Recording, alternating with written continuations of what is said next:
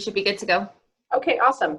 So based on your conversations, let's just have a kind of maybe a 5-minute discussion. What are some things that popped out at you in reading this case that you talked about within your breakout groups? And you can just unmute yourself and we'll just have kind of a free form discussion.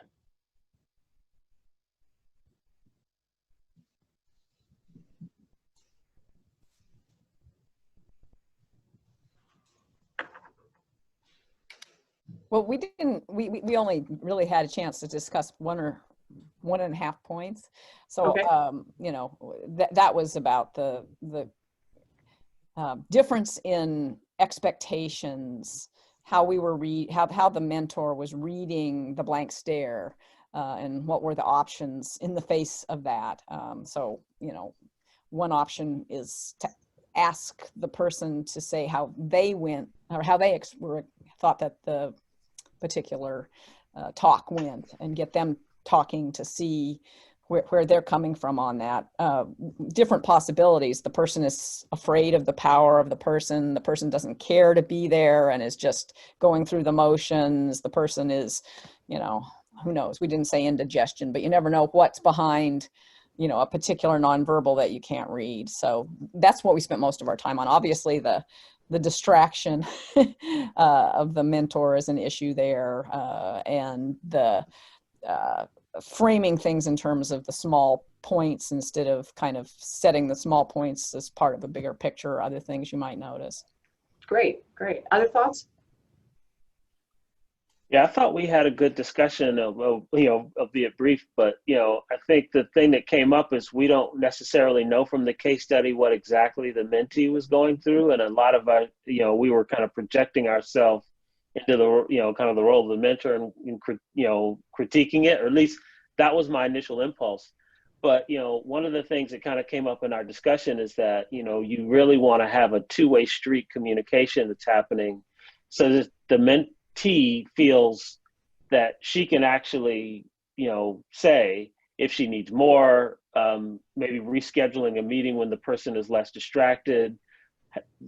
Joe had a great suggestion about a follow-up email, you know, that could, you know, maybe established kind of an avenue for a less distracted type interaction between the mentor and mentee.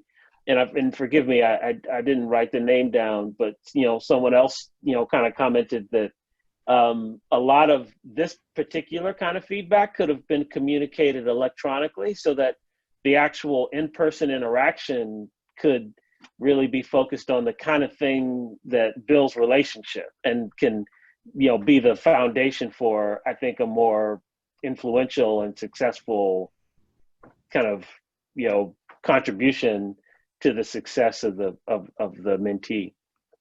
Great. And how about our another group? I'm not sure how many groups we had, Lauren. Did we have 3, 4? We had 3. Okay, so I'm assuming Celeste and Ed, you were from 2 different groups, but how about our other group? Anything to add? Pooja, you're muted. We had a pretty good discussion, and you know, we recognized that he started just talking about what his thoughts of the presentations was, and he didn't really ask her what did she think about the presentation. And, you know, it seemed like he hadn't reviewed it beforehand to give, you know, some of this stuff with too many sentences or fonts and all of that could probably happen before she gets ready to present. And then he also didn't close by saying, you know, I'll see you in a, you know, send me a revised version. You know, there was no follow-up, and we thought that that would be important. Yeah, great. Any other thoughts? This is a great segue into some kind of do's and don'ts. Any other thoughts? Okay, so you guys picked up on a lot of the pieces of the case study, and I've just highlighted some things, but I'm just going to cut straight to some tips, right? So some tips for giving feedback that people will actually use. So, you know, when we give feedback, we have to remember we're giving it for a reason. We're not giving it so that we feel better or so that we can get something off our chest. We're doing it hopefully that people are actually going to use and accept that feedback. And so particularly when it's constructive, that can be pretty tricky. So feedback is more likely to be used if it's a mutual process. And this is one thing that I think all of you came up with, is that there was very little dialogue in this case study. It was really the mentor telling the mentee what was wrong and not reading any of the nonverbals or verbal behavior to try to draw out from the mentee how she was feeling and reacting to the feedback. So it is really important to allow that to happen. And the one comment about the power difference is really very salient. I think it's easy for us as senior faculty to forget how much power and influence we really have, and how even if we're, we try to be welcoming, we can be pretty scary to people, particularly people who are very early in their career. And so having a conversation and allowing the mentee to understand that you're interested in what their perspective is, you sometimes really have to draw that out of people, particularly if they lack confidence. So making it a mutual conversation, avoiding the tendency to just continue talking if you don't get a reaction, letting there be some of those awkward pauses when you ask a question and the mentee sits there and doesn't say anything, give them time to respond. So making sure it's a mutual process. And so, an example of it not being a mutual process might just be rewrite the proposal and send it back to me, whereas a mutual process would involve the mentee and the mentor in figuring out the next steps, figuring out a timeline, something that works for both of you, so that both people actually have ownership in the process. The second is making sure that the feedback is actionable. So really important to focus on behavior that can actually be corrected. And sometimes you need to provide kind of a roadmap. Sometimes I think Bill mentioned that he does editorial work, and I do as well. And sometimes you get manuscripts and there's just so much wrong with a manuscript, it's really hard to know where to start with giving feedback, or think of dissertations or theses. So sometimes it can be really helpful to just start with some very small things a person can work on, and then build onto that by kind of scaffolding recommendations for future development.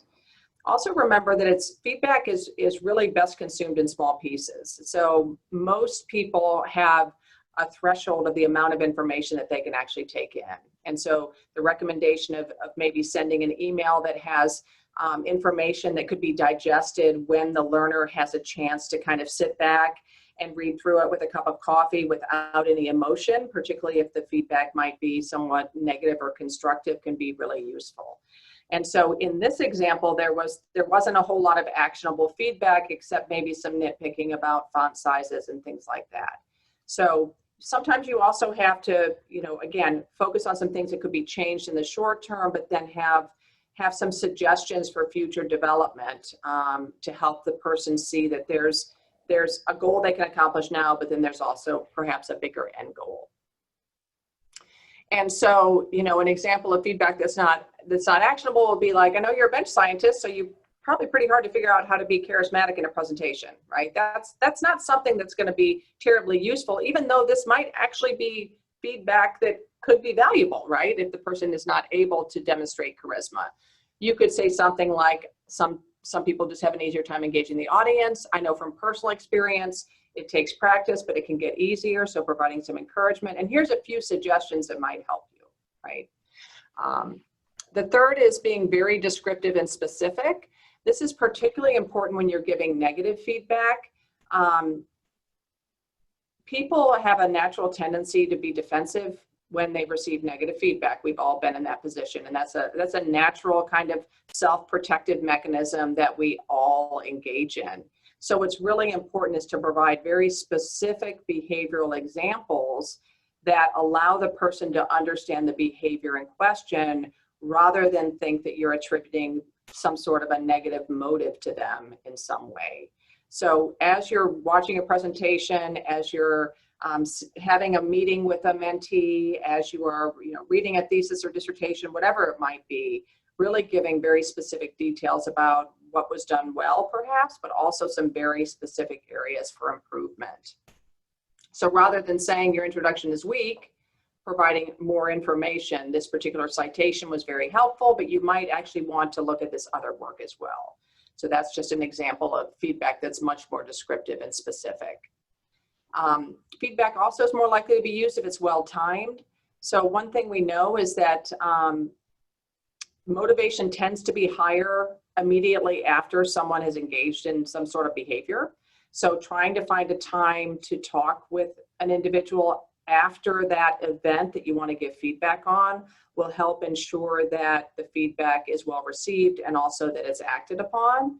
The other problem with waiting is that there's always memory decay. So unless you are taking really diligent notes, and even then it can be hard to go back to those notes and give feedback, say, several weeks later. So in the case, the mentor suggested maybe they would catch up again in a week or so.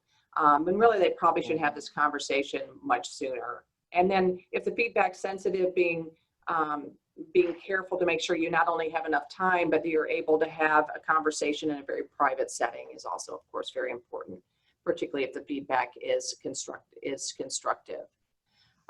So feedback's also less likely to be used if there's too much of it, if it's overly negative, and if it attacks the feedback receiver's character or infers motive, right? So if you say, I can tell you really didn't spend much time on this presentation. Well, you actually don't know that. They could have spent hours and hours and hours preparing this. So again, focusing on the specific behavioral details and being careful not to infer motive will really help feedback go over in a way that's much more successful.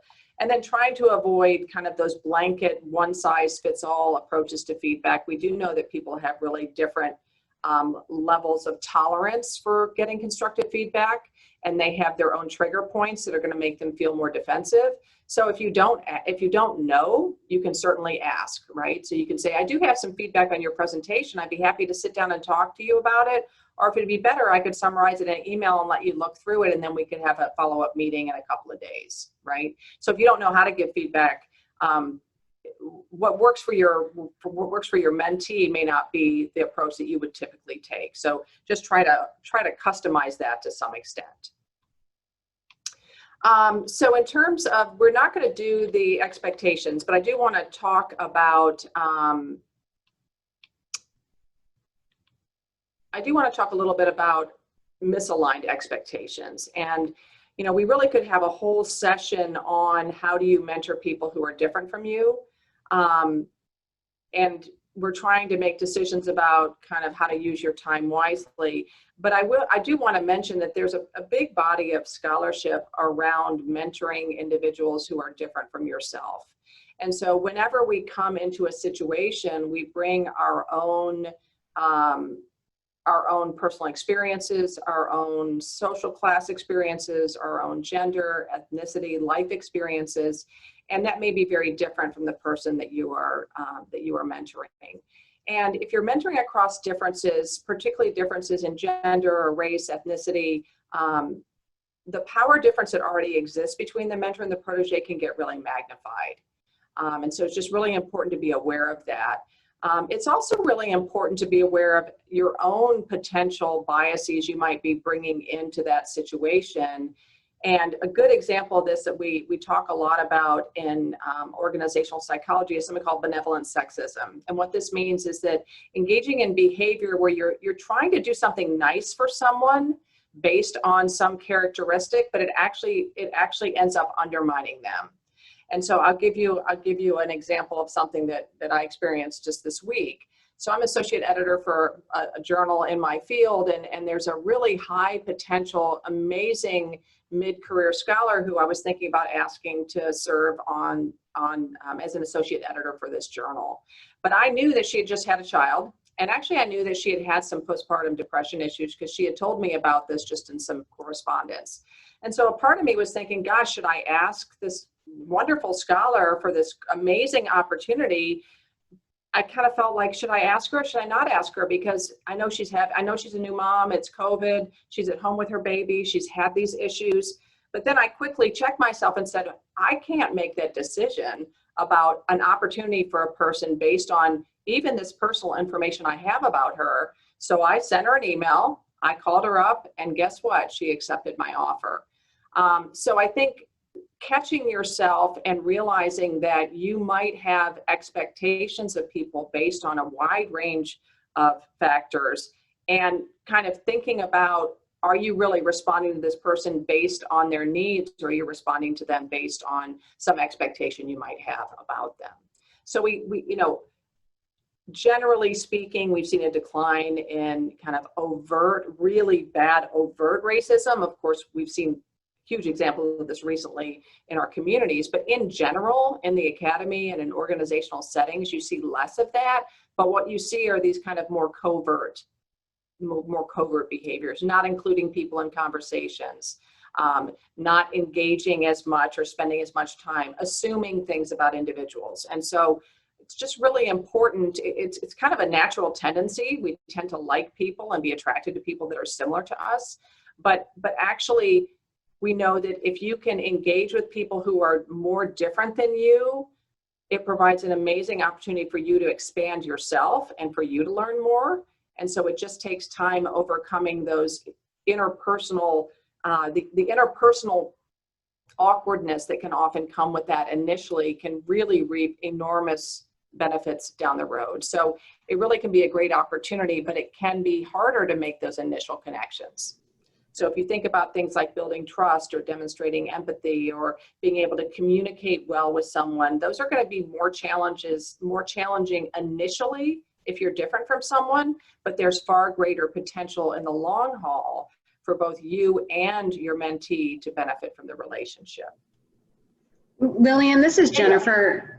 I just had a quick question, or maybe you can point us to a resource, but in my department, at least, there's a general expectation that the women faculty are going to be more nurturing and motherly as advisors to their students. And so I've had a number of students approach me with issues where I feel like I'm not trained to deal with them and refer them to CAPS, but then they might complain because I wasn't, you know, after hearing them out and talking with them and listening to what they were saying, I didn't provide whatever resource, you know, instead I referred them to a professional who I thought would be much better able to handle their issues. Do you have any suggestions on how to counter that, whether it's coming from the student's expectation or from your peer coworker expectations of you? Yeah, I really think I think that what you're experiencing happens all the time, right? We just have an expectation that based on all kinds of factors, but gender is a good one, that women will tend to be more nurturing, they'll tend to be more understanding. I mean, they will tend to go to the female faculty and talk about problems to start with, and we expect men to be more agentic and assertive, right? And this can also work against women as well. When women act highly assertive, and that would be interpreted as maybe aggressive, but that same behavior would be interpreted very different if displayed by a man. So we call this kind of role congruity. And when there's a mismatch between the role that you're in and your gender, it really heightens people's stereotypes about you and can make these gender biases really come out. So I think what you really need, Jennifer, is someone to come in and do a brief workshop with faculty around gender roles and role congruity and those types of issues. I think it is tricky. I mean, I also am kind of like the grandmother of my program, right? I mean, I'm a mentoring scholar too, so I often get the students who want to come and talk to me and tell me about the problems they're having with their major professor, or tell me about something that happened to them.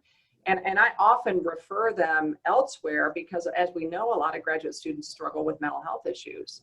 And I always frame it around, I'm way out of my area of expertise here, and I'm happy to give you some referral. And I would typically follow up with them and say, I don't want to, you know, these are confidential issues, and I don't want you to feel like you have to tell me the follow-up plan, but I'm going to touch base with you in a couple weeks and see how you are.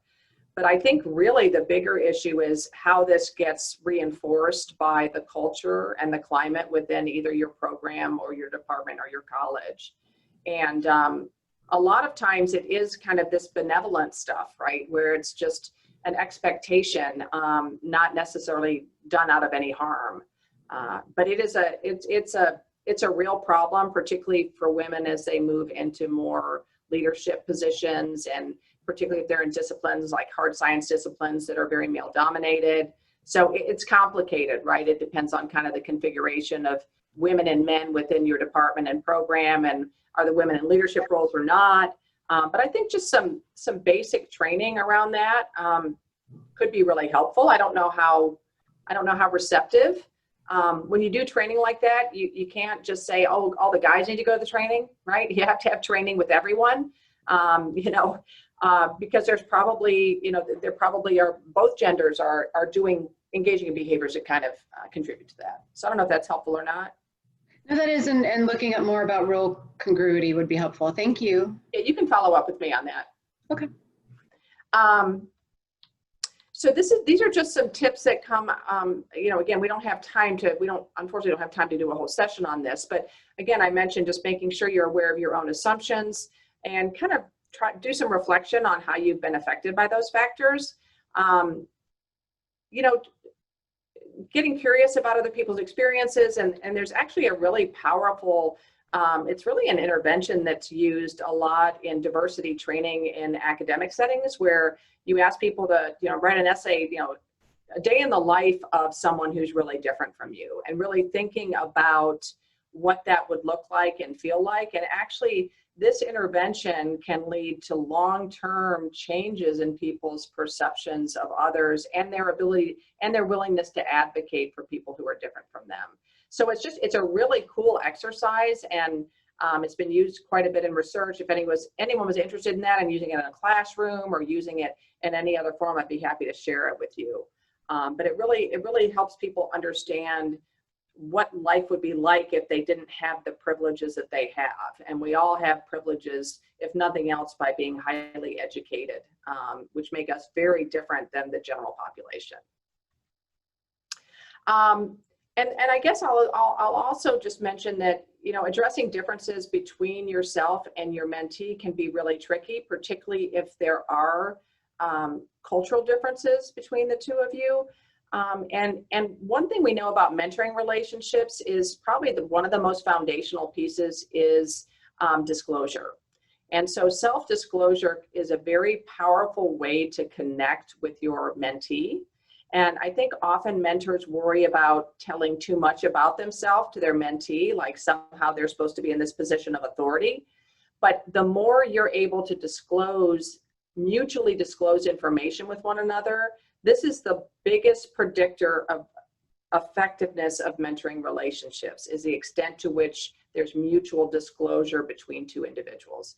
And it doesn't have to be incredibly personal. It can be just asking questions about, if you were stranded on a desert island, what would be the one thing you'd want to have with you? I mean, you can start very small with disclosure and build over time. And by the end, you might actually be talking about, what's your biggest, what is your biggest career fear, right? That's pretty personal. But the more you can build in disclosure, the easier it will be for you to establish trust. And we know trust and self-disclosure are really the foundational elements to get those mentoring relationships to a very, very high quality level. We also know that there can be problems in mentoring. And so I'm just going to mention a few that we have seen in some of the work that we've done. And one of them is just when mentors don't perform to whatever your expectations are. So part of this could be unrealistic expectations on your part. And so whenever there's performance expectations, I think, or performance problems, it's really important to think about whether you have been clear on what your expectations are. And again, being very direct with specific examples. Another common problem that we have seen in our research is mentors reporting that their mentees have an attitude, right? Or they are maybe disrespectful, or they don't appreciate them for all of their wisdom and guidance. And it is important to remember that sometimes interpersonal exchanges can be really misinterpreted. So you could have a mentee who, for example, is really introverted, who might just come across as more aloof or disengaged. And so thinking about the fact that these experiences of disrespect or attitude may not actually reflect bad intent. It could reflect insecurity. It could reflect not knowing how to interact with you. It could reflect their own personality, can really help you kind of step back from those experiences and be less defensive yourself.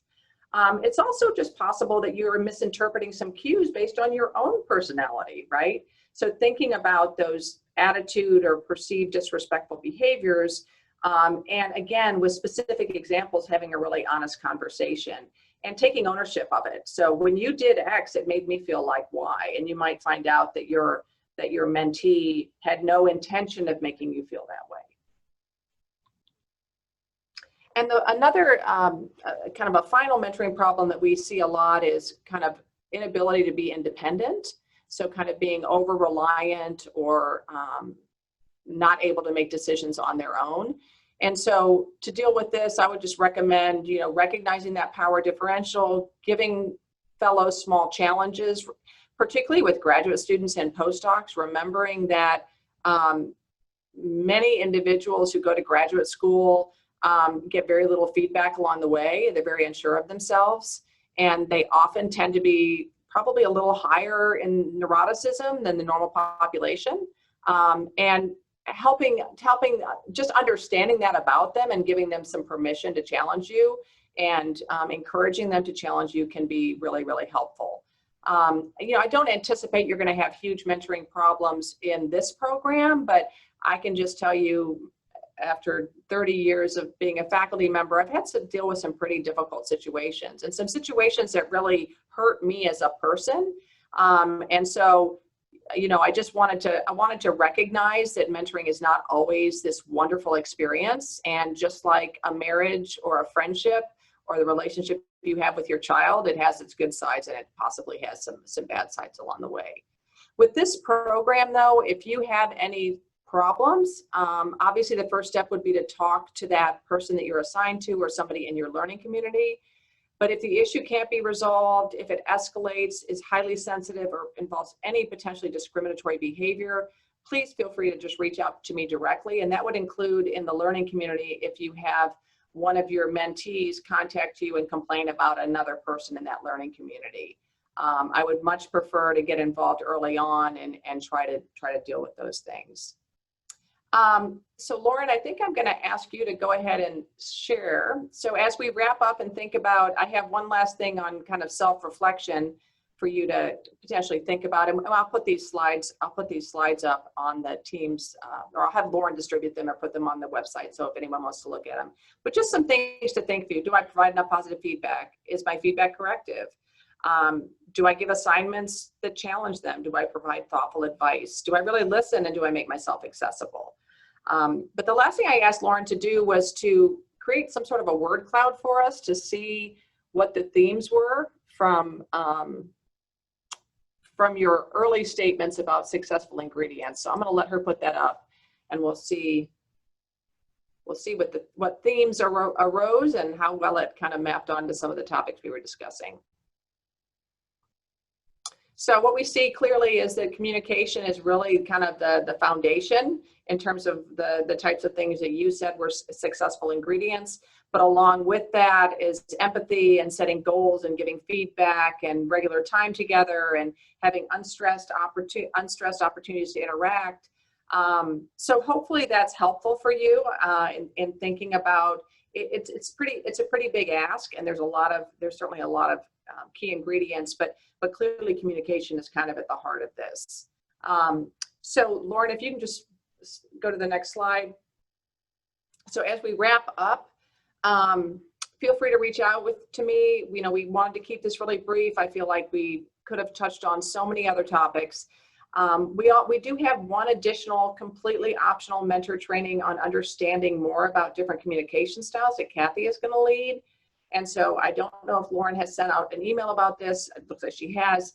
But if you'd like to participate, completely optional, there's the information. And I'm happy to stay on for a few more minutes if anyone has questions or anything that they want to ask. I know we're 2 minutes over, so I hate to keep people, but I'm happy to stick around for a few and answer any questions.